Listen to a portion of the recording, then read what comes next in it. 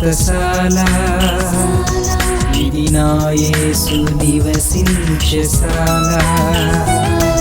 దేవుని సన్నిధిలో చేరినటువంటి మనమందరం కూడా దేవుని మాటకు లోబడుతూ వెళ్తే ఆయన చిత్తం ఏదో మనం గ్రహిస్తాం. ఇక్కడ ఒక మాట మీకు జ్ఞాపకం చేస్తాను.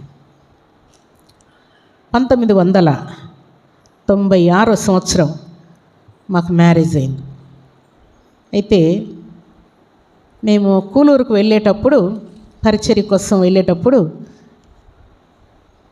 ఒక దైవజనుని ద్వారా దేవుడు నాకు ఒక సూచన ఇచ్చాడు. దేవుని నుండి ఏ మాట వచ్చినా సరే సరే అనడం నాకు అలవాటు. సరే తప్ప ఇంక వేరే మాట నా నోటి నుండి రాదు. ఆ దైవజనుడు చెప్పాడమ్మా, కొత్తూరుకు వెళ్తున్నారు కదా, జాగ్రత్తగా ప్రార్థనలో పరిచర్యలో ఉంటూ ఎవరింటికి వెళ్ళొద్దు అని చెప్పాడు ఆయన. ఎవరి ఇంటికి వెళ్ళొద్దు అని చెప్పాడు. నేను సరే అని చెప్పాను. నేను ఆ మాటను హృదయంలో చాలా భద్రంగా ఉంచుకున్నాను. అసలు ఎవరింటికి వెళ్ళడం నాకు అస్సలు అలవాట్లేదు. పెళ్లి కాకముందు కూడా అలవాట్లేదు. చర్చికి వెళ్ళి రావడం, ఇంట్లో ఉండడం, ప్రార్థన చేసుకోవడం, ఇవే ఇంట్లో ఉండడం అంతే. అయితే ఆ మాట నా హృదయంలో చాలా గట్టిగా ఉంచుకున్నాను. అయిపోయింది. అక్కడ చేరి సంఘంలో పరిచర్య చేస్తూ ఉన్నాం. వెళ్ళిన వారానికి ఒక వృద్ధురాలు సేవకురాలు ఆ గ్రామానికి వచ్చింది. ఓ బైబిల్ బ్యాగు తగిలించుకొని వచ్చింది. వస్తే ఆమె పరిచర్య చేసిన తర్వాత సరే అని ఆమె సంతోషంగా బయలుదేరి వెళ్ళిపోతూ ఆమె నన్ను దగ్గరికి పిలిచి, మా ఎవరింటికి వెళ్ళొద్దు. అప్పుడు ఇంకా కొంచెం నా హృదయంలో ఆ మాట బలముగా నిలబడింది. సరే అమ్మా, మంచిది, తప్పకుండా ఎవరింటికి వెళ్ళను, దేవుని మందిరానికి వెళ్తాను అంతే, ఎవరింటికి వెళ్ళను అని చెప్పాను. ఆమె వెళ్ళిపోయిన తర్వాత ఒక నెల రోజులకు సొంత మా అన్న వదిన ఇద్దరు కొత్త కదా ఎట్లుందో పాప చూద్దామని నా దగ్గరకు వచ్చారు. వచ్చి ఒకరోజు చర్చిలో వాక్యం చెప్పి ప్రార్థనలో ఉండి ఉదయం వెళ్ళిపోతూ మా అన్న దగ్గరికి పిలిచి, మా ఎవరింటికి వెళ్ళొద్దు. అప్పుడు నాకు చాలా విచిత్రం అనిపించింది. ప్రభువా, 3 వ్యక్తులతో నీ చిత్తం నెరవేర్చుకోవటానికి 3 వ్యక్తులతో చెప్పిస్తున్నావా నాకు అని.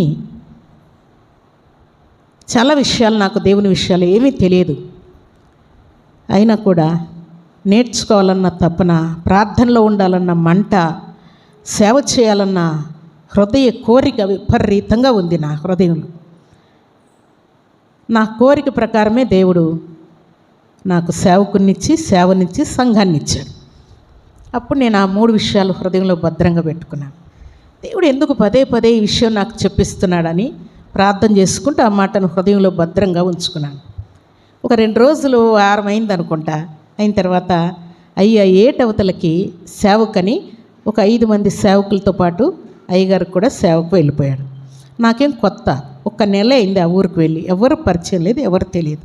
కానీ సంఘస్థులు బాగా ప్రేమిస్తున్నారు, బాగా నన్ను జాగ్రత్తగా చూసుకుంటూ ఉన్నారు.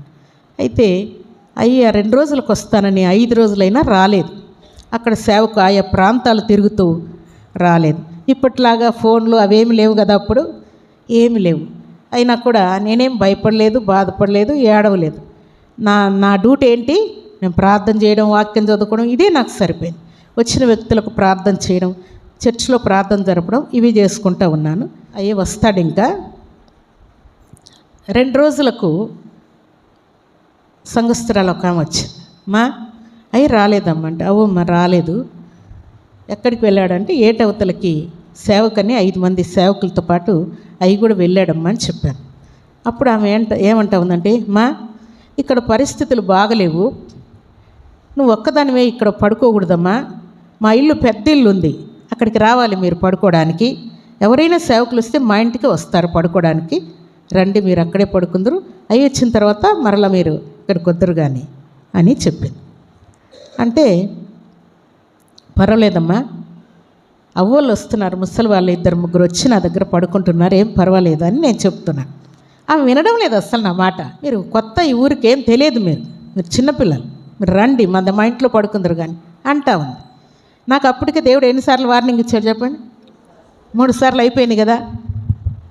ఆ మాట నా హృదయంలో ఎంతో భద్రంగా ఉంది. అప్పుడు లేదులేమ్మా, నేను ఇక్కడే పడుకుంటాను, ఏం నాకేం భయం లేదులే. భయం అనిపిస్తే ఒకవేళ అప్పుడు చూద్దాం, కానీ ఇప్పుడేం పర్వాలేదు. ప్రతిరోజు రమ్మని రోజు నన్ను వరుస పట్టింది. నేను స్టాండర్డ్గా చెప్పాను. వాళ్ళందరికీ నేను చిన్నపిల్లనే. కానీ దేవుడు నమ్ముకున్న తర్వాత పిల్ల చేష్టాలు నాలో నుండి కంప్లీట్గా తీసేశాడు. పిల్ల చేష్టాలు నేను అస్సలు చేయను, నాకు నచ్చవు కూడా. నేను చాలా సీరియస్గా లేదులేమ్మా, నేను రావట్లేదు, నేను ఇక్కడే పడుకుంటాను, నాకు ప్రార్థనకి వాక్యానికి అన్నిటికీ అనుకూలంగా ఉంటుంది, అందులో నాకు భయం కూడా లేదు. భయం ఉంటే ఒకవేళ వచ్చేదాన్నేమో, నాకేం భయం లేదు, ప్రశాంతంగా ఉన్నాను, అందులో అయ్యాలో రేపో వస్తాడంట, అది ఇదని చెప్పి అవన్నీ పంపించాను.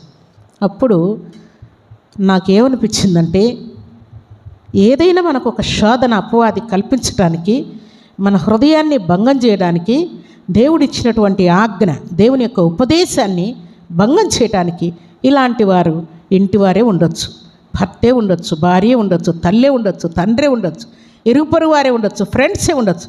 ఎవరైనా మనల్ని శోధిస్తూ ఉంటారు. ఎందుకు?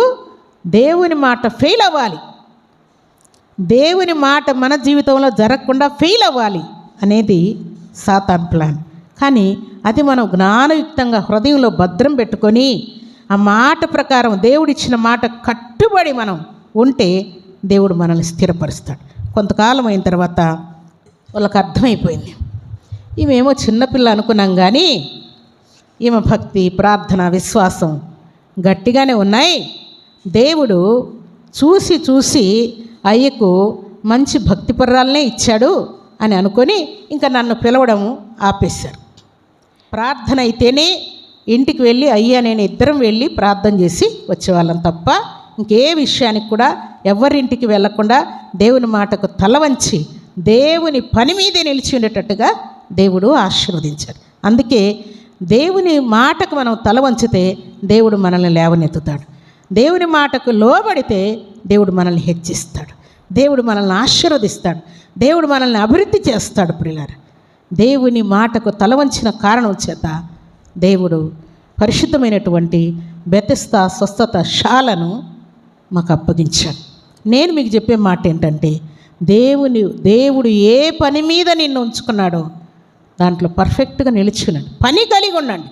వ్యర్థంగా నిద్రపోతులై, సోమరిపోతులై, తిండిపోతులై, తిరుగుబోతులై, వదరుబోతులై, వ్యర్థమైన మాటలు, పనికిరాని మాటలు మాట్లాడే వారంగా మనం ఉండకూడదు. ప్రియుల, దేవుని పనిలో ఉండాలంతే.